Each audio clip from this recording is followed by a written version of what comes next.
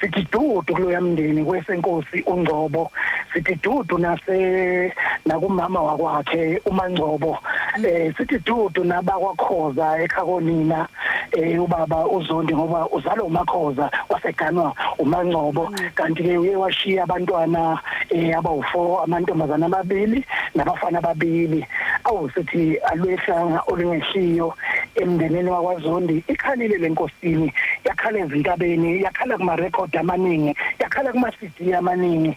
Kepha ke sithi ke singephikisane nentando yomdali ngoba bayachaza bomndeni ukuthi ke washawa i-stroke ngonyaka ophelile, kodwa belokhu edodoba nje ekhuluma ehamba kodwa ngolesihlanu kebusuku ke kwamnqoba ukufa. Esithi dudu ke emndenini wakwaZondi ngoba bashilo ke Nkosi yami ukuthi cha abazochitha isikhathi kakhulu, bazovele nje kusasa bambeke endlini yakhe yokugcina.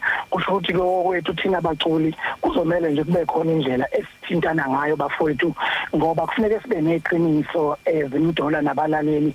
Asike e-studio bengekho abantu abanjengoSkhindi. Yeah. Ngeke kuye kuyimpucuzeko ungenayo umuntu we-keyboard, ungenayo umuntu wenkosini, engekho umuntu we-bass.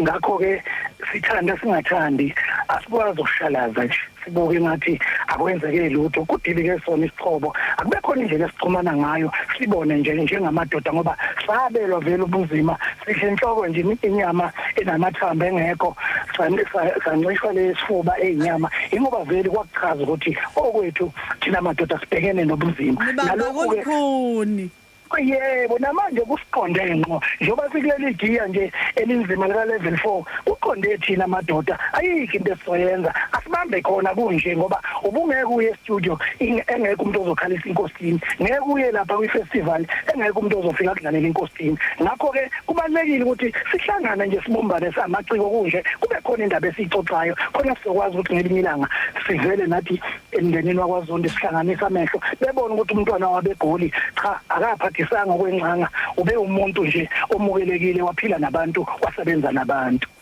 Asibonge kakhulu ke Shiya.